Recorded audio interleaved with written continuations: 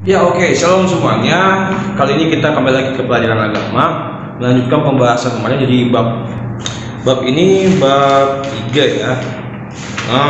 Iya, bab 3 ini pembahasannya panjang sampai 3 video. Nah, sekarang video terakhir dan juga ada banyak pembahasan tentang materi ini. Terus juga ada pembahasan mengenai tugasnya. Jadi tugas satunya kemarin banyak yang kecampur dengan tugas 2 gitu. Tugas 2-nya itu dari bagian C sampai bagian H gitu. Kalau tugas satunya itu yang di bagian B, yang kata ada 2 pertanyaan, itu simpel doang sih, itu tugas satunya simpel aja gitu. Nah, terus tugas 2-nya itu, jadi saya harap semuanya tonton videonya ini untuk penjelasan tugasnya. Jadi yang sudah mengumpulkan tugasnya, jika formatnya benar, ada yang pertanyaan B-nya dijawab yang di video sebelumnya, yang kata apa yang sedang kamu itu, terus habis itu apakah kamu pernah merasa, nah itu yang di bagian B nya sudah dibahas, itu kan tugas gitu. Nah itu tugas 1. Nah terus tugas 2 nya ini baru kita dan saya jelaskan di bagian sekarang nih, di bagian C sampai bagian H nya nih. Jadi langsung saja kita masuk ke pembahasan, tapi sebelum kita masuk kita berdoa dulu. Tuhan Yesus, terima kasih atas kasih karunia-Mu Tuhan. Kami mau mulai pembelajaran video kali ini. Tuhan Yesus, kiranya Engkau sertai kami dalam setiap pembelajaran. Ampunilah atas kesalahan kami dan dosa-dosa kami Tuhan. Kami berdoanya di dalam nama Tuhan Yesus ya. Amin. Oke, langsung saja di bagian C ini ada mengamati lingkungan. Terus kan kalian kan ada yang jawab, ada yang bertanya wawancara temannya, terus tanyakan kepada 5 orang temanmu apakah mereka pernah berputus asa, apakah penyebabnya, apa saja yang mereka lakukan ketika putus asa, dan apakah tindakan itu berhasil mengatasi keputusasaan mereka. Tulis hasil pengamatanmu itu dengan lengkapi tabel ibu ini. Nah itu kan kalau di kelas gitu kalian bisa saling wawancara, kalian bisa saling tanya gitu, saling sharing gitu, tapi kan kita terbatas dengan jarak gitu. Terus kalau kalian personal chat pun ini akan random jatuhnya. Jadi kalau di kelas saya bisa ngawasin mantau gitu. Nah nanti kan kalau di dalam chat nanti random itu maksudnya satu orang bisa dapat banyak pertanyaan nih. Aduh capek gue jawabnya gitu. Terus habis itu misalkan satu orang ada yang nggak ditanya-tanya, atau bahkan ada yang kuotanya nggak ada, atau bahkan ada yang susah dihubungin, susah ditanya gitu. Nah ini kalian jawabnya itu jawab sendiri aja penyebab putus asa itu. Nah ini nggak usah tanya ke teman kalian, nggak usah tanya ke lingkungan. Nah ini kalian jawab sesuai dengan kalian sendiri gitu. Apakah kamu pernah berputus asa gitu? Apa penyebabnya gitu? Apa saja yang kamu lakukan ketika putus asa, dan apakah tindakan itu berhasil mengatasi keputusasaan kamu sendiri gitu? Tulis hasil pengamatanmu. Nah, gitu, hasil pengamatan diamati kan gitu. Jadi perkembangan perubahan temennya itu gimana, terus habis itu adanya suatu pengamatan gitu. Kan kalau kalian bertemu enak nih saling melengkapi satu dengan yang lain, tapi kalau melalui chat ini kurang efektif. Serius ya, dan kan di chat gitu kan chat Jontara, apakah Jontara pernah putus asa gitu, jawabannya random ya. Terus nanti misalkan kalau Jontara jawab nggak tahu, kan terusnya nggak tahu gitu, apa ya gitu. Terus kalian malah bingung sendiri, dia jawabannya begini, dia jawabannya nggak benar gitu. Jangan ya, nanti yang ada malah itu mengacaukan jawaban kalian yang harusnya kalian bisa menjawabnya, mengerti. Tapi ini kalau kalian tanya ke teman memang bagus, jadi kalian memerhatikan kondisi teman. Tetapi kembali lagi nih, karena ini adalah sifatnya sosial media lewat WhatsApp, jadi nggak semua juga bisa langsung balas, nggak semua juga bisa langsung menjawab. Jadi kalau kalian ngomong langsung ketemu seperti itu, Mister, tapi kalau saya mau langsung ketemu sama dia, saya suka main sama dia, oke nggak apa-apa, silakan. Satu temanmu itu tulis namanya ya. Kalau ngomong ketemu langsung, tapi jangan lewat chat gitu. Jadi kalau kalian nggak bisa hubungi siapapun lewat chat gitu, ya udah, saya nggak memaksakan kalian untuk ketemu. Ingat ya, saya nggak memaksakan kalian untuk ketemu gitu. Tapi ini pertanyaan untuk khusus diri kalian sendiri. Kalau kalian nggak bisa ketemu, jadi kalian jawabnya sendiri gitu. Tapi jawabnya itu pertanyaan ke diri sendiri gitu. Misalkan namanya mengamati lingkungan gitu. Iya, mengamati lingkungan gitu. Nah, lanjut. Nah, ini ya, mengamati lingkungannya gini. Ke diri sendiri boleh. Jadi saya kasih 3 opsi. Ke diri sendiri boleh, ke teman nanti ketemu boleh, ketemu ya kalau cek. Nah, atau yang ketiga, ke saudara atau ke orang tua. Apakah mama atau papa pernah berputus asa gitu? Apakah penyebabnya? Saja papa mama apakah ketika putus asa gitu?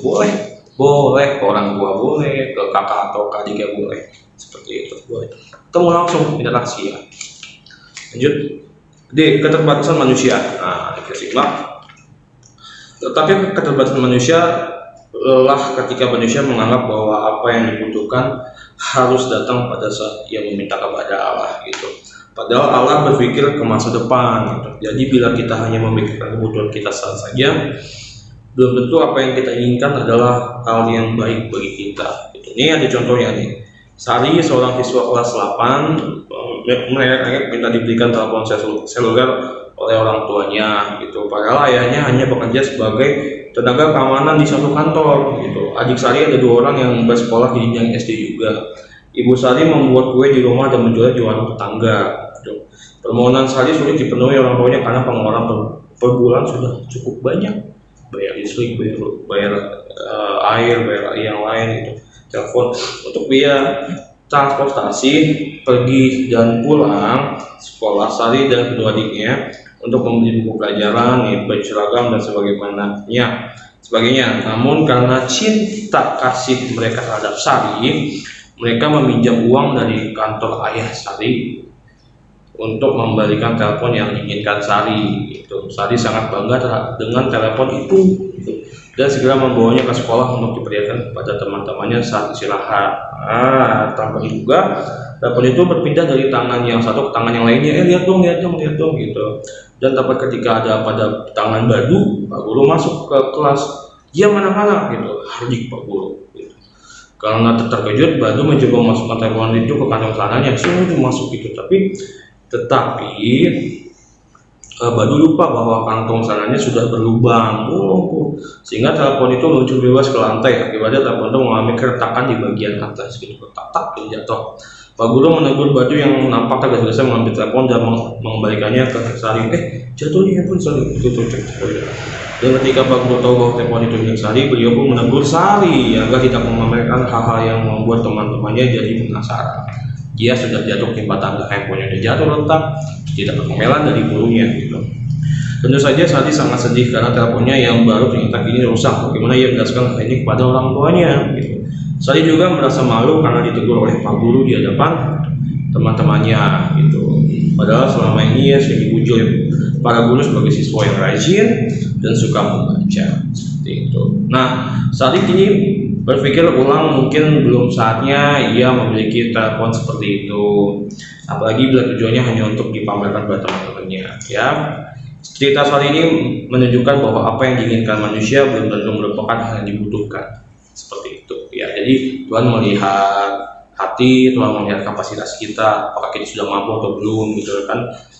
Akibatnya kalau kita belum mampu, nanti konsekuensinya kedepannya bakal panjang. Contohnya kalian mau punya motor, kalian ngelengek, terus akhirnya tuh kalian paksakan punya motor, tapi kalian masih belum cukup umur, terus kalian masih bawanya belum benar, hingga akhirnya belum cukup umurnya, konsekuensinya kalian kena tilang, terus kalian masih belum benar bawa motornya, akhirnya kalian jatuh, luka, kan siapa tahu tangannya patah atau kakinya patah, kan nggak ada yang tahu gitu kan.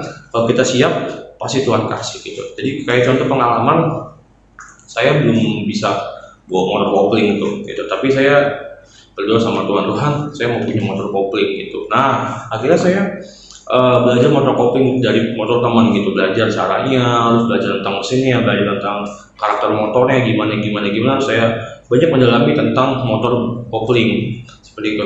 Hingga akhirnya saya menguasai, saya bisa. Hingga akhirnya pada suatu ketika saya akhirnya dikasih sama Tuhan motor kopling karena saya sudah mampu membawa dan saya sudah memahaminya gitu. Jadi Tuhan melihat kemampuan kita, kalau kita sudah siap pasti Tuhan kasih, seperti itu. Nah, jadi ada 3 hal poin penting yang harus kalian punya ketika kalian supaya keinginan dan harapan kalian itu terkabul.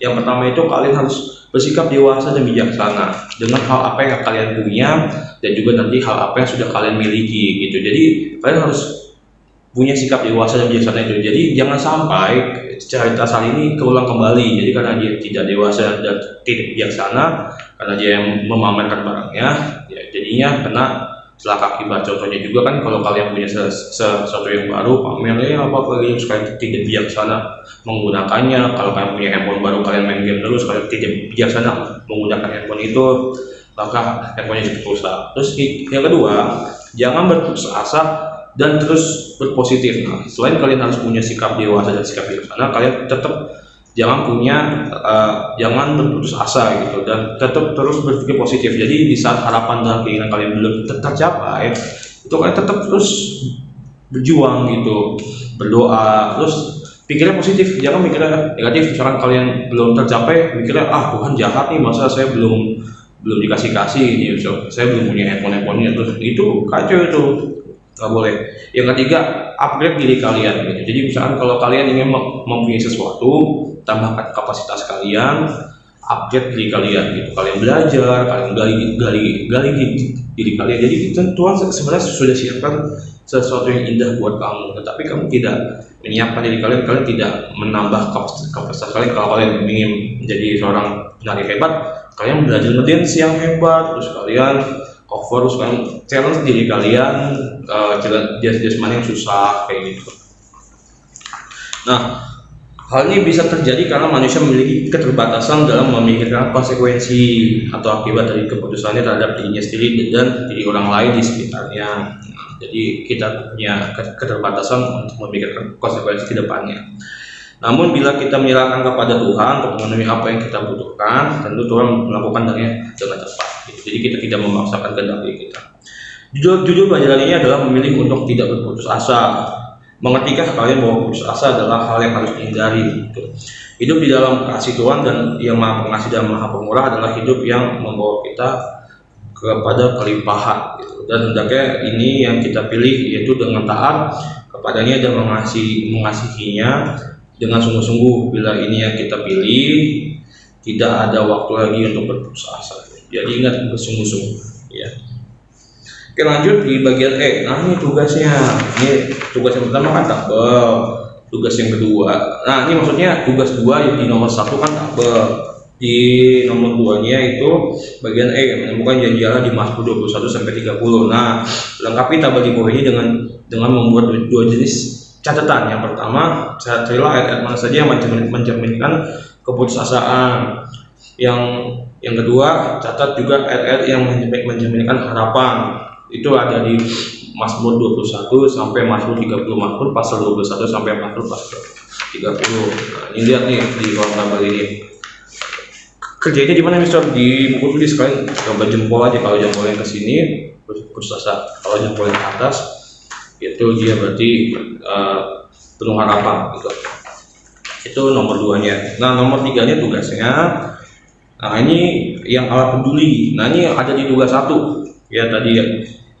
Nah, ini di skip aja karena ini ada di tugas 1 yang B, yang kata ada pertanyaan, coba nyanyikan, hayati apa pesan yang utama yang disampaikan oleh lagu ini, apakah pesan ini cocok untukmu, mengapa demikian. Ini yang di halaman 16 ya. Yang G, rangkuman.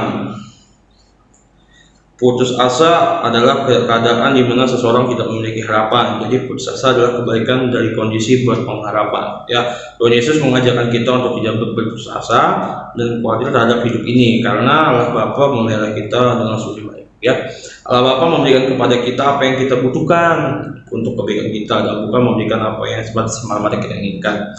Tuhan Yesus mengajarkan kita untuk meminta kepada Allah Bapa apa yang memang kita butuhkan. Nah, tugas terakhir. Evaluasi, apa pesan yang Tuhan Yesus sampaikan tentang kekhawatiran? Menurutmu apakah pesan ini dapat diterapkan dalam hidup sehari-hari? Yang ketiga, mengapa selaku anak-anak Tuhan kita tidak perlu berputus asa. Yang keempat, apa yang perlu kita lakukan agar kita tidak khawatir atau putus asa.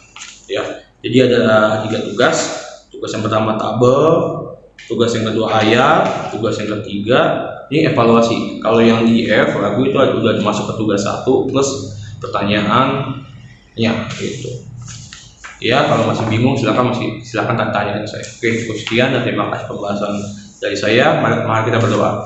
Baik, terima kasih atas pembelajaran kali ini.